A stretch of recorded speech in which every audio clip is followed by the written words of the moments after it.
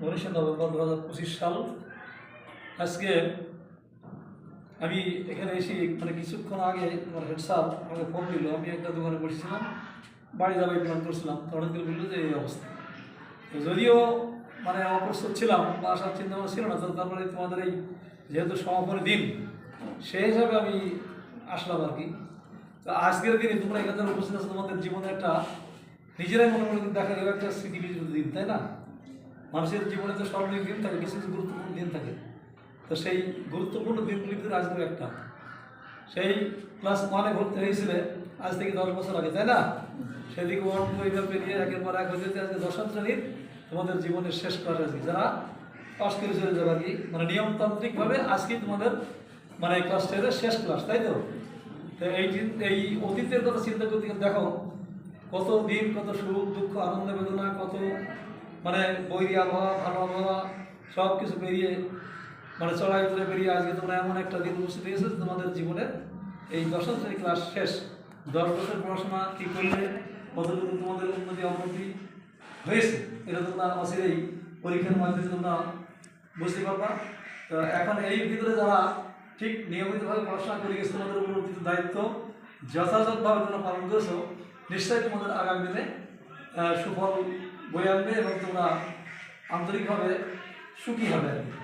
আর যারা নিজেদের এই কর্মময় জীবনে অর্থাৎ শিক্ষা জীবনে পাঠ্য জীবনে যারা ভুল করেছো এই 10 বছর, এই ভুলের পরিণতি ক্রমাসন তোমাদের কিন্তু আসলেই দিতে হবে এবং সেই দিন তোমরা বুঝবে যদি সত্যিকার ভুল হয়ে থাকে কি সেটা যে কত বেদনাদায়ক এটা তোমরা উপলব্ধি করতে পারবে। তো যাই হোক, আমি বিষয় করতে চাই না তোমাদেরকে। আমি আশা করি যাই করেছো কিছু তো পড়েছো, এখন এই সামনে 27 তারিখে তোমাদের দিন আছে, এই 5 তারিখে যা আছে ঠিক যেভাবে পড়াশোনা এই পড়াশোনাটা একটু নিয়মিতভাবে পড়বে এবং এরপরে যারা টেস্টে উন্নীত হবে সব বিষয়, তাই না?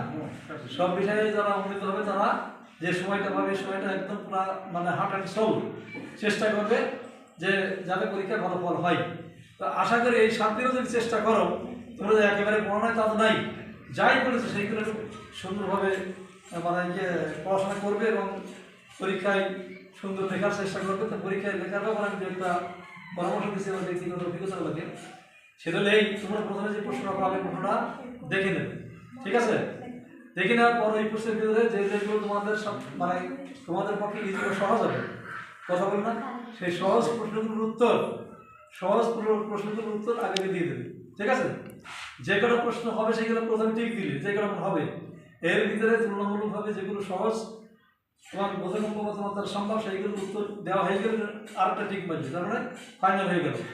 এইভাবে আমাদের প্রথম পাশের চিন্তা, তারপরে উন্নত রেজাল্টের চিন্তা করবে।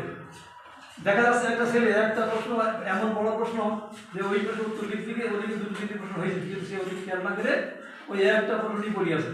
সে একটা প্রশ্ন যতই 10 মাত্র 10-এর বেশি তো সে আমার, তাই না? অপরদিকে যদি 3টি প্রশ্নে হাত দেওয়া যায়, যদি এক্সামিনার মনে করেন তোমার প্রতি একটু সহানুভূতির দৃষ্টি দেখানো, তো সেখানে তোমার লেখার মান যদি কম হয় তবু তিনি পাস করার জন্য চেষ্টা করবে। এখন মার্ক ওখানে 30 মার্ক, সেখানে উনি 15 বা 20 দিতে পারবে, কিন্তু যদি আসলে 10 মার্ক যেখানে তুমি যত সুন্দর দেখো না লেখা না কেন 10-এর উপর দিতে পারবে, তাই না? এই যে সব প্রশ্ন কাজ করার চেষ্টা করবে, ঠিক আছে? আর কোনো হালতাস নেই, তাড়াতাস নাই।